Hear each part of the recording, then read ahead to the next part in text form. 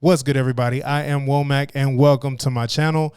Today, we're going to be going over two different procedures that I will be having tomorrow. If you watched either of my two previous videos from this year, you will see that I will be going under anesthesia for two different procedures. And I can't say that I'm exactly excited about it, but I thought I'd cover it for anybody who might be going through the same issues that I am. So that way you can get yourself checked out and kind of know path to go if you're dealing with the same situation as me. Starting off with the first procedure and probably the most relevant procedure considering my symptoms, I will be undergoing an EGD Bravo pH monitoring chip that will be implanted basically in my chest, in my esophagus. They're going to put a chip that's about the size of the silver and eraser part of a pencil. So about a large capsule. This should give a better look as to what is going on inside of my stomach and should report back to them what the pH levels are in my system and if they are abnormal, if they are something to be cause for concern, or if it's something that a simple PPI might be able to fix. But again, if you watch those previous videos, you know I have been placed on PPIs before and they have not stopped the irritation and issues that I have had with acid reflux that has been brewing within the last couple of years. So hopefully this gets us one step closer to finding out exactly what is wrong with me.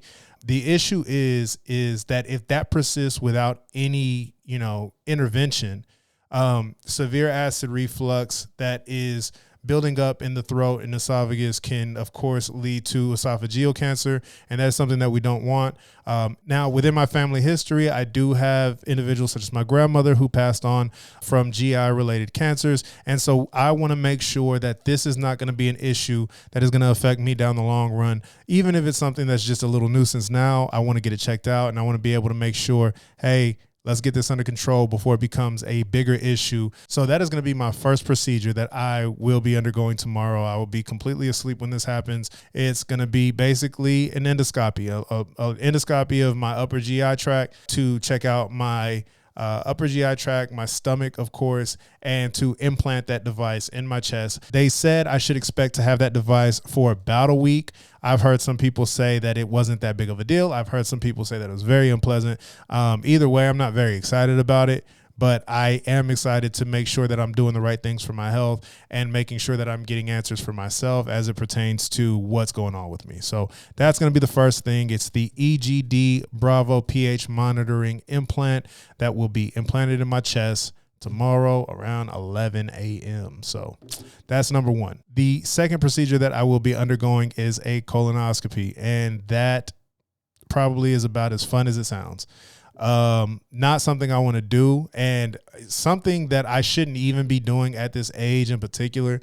I believe 40 years old is the age that doctors start recommending men get checked via colonoscopy to make sure that there are no signs of colon cancer. But colon cancer is prevalent in young people now. I mean, extremely prevalent. There are so many young people who are coming down with different variations of colon cancer, and it's just not being caught early enough. Colon cancer is one of those things where if you catch it early enough, you can most definitely do something about it and extend your life.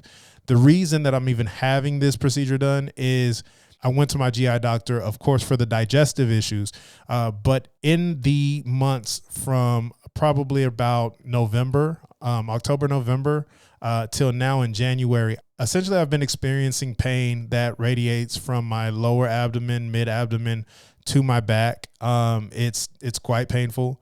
I don't know exactly what that is, but as we put things together, the doctor did say that some of these symptoms are synonymous with colon cancer. He didn't want to scare me, but he was just like, hey, this is something that is being more prevalent in younger people of color as well, which I appreciated that he just, acknowledged that we're not getting checked like we should be, and we probably should. So he wanted to go the extra mile of saying, hey, while we're doing this endoscopy, why don't we go ahead and check that? Because although I don't have all of these symptoms of a person who might be diagnosed with colon cancer, I do have some.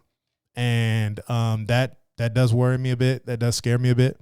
But tomorrow I will get, reassurance one way or the other that either something is there, I can do something about it, or something is not, then great. You know, we're back to square one, and I can just figure out what else is, you know, maybe I tore a muscle or something. But now, just to kind of recap both of these procedures, I did an MRI before all of this. So they checked out my pancreas, they checked out all of my internal organs, they checked out my intestines. And the good news is, as of now, there does not show any growths or any abnormal situations that are happening in my abdomen or in my groin. But, you know, the doctor said, if this pain is real and it's persisting and it's not going away, it is something that he is concerned about and something that he wants to check.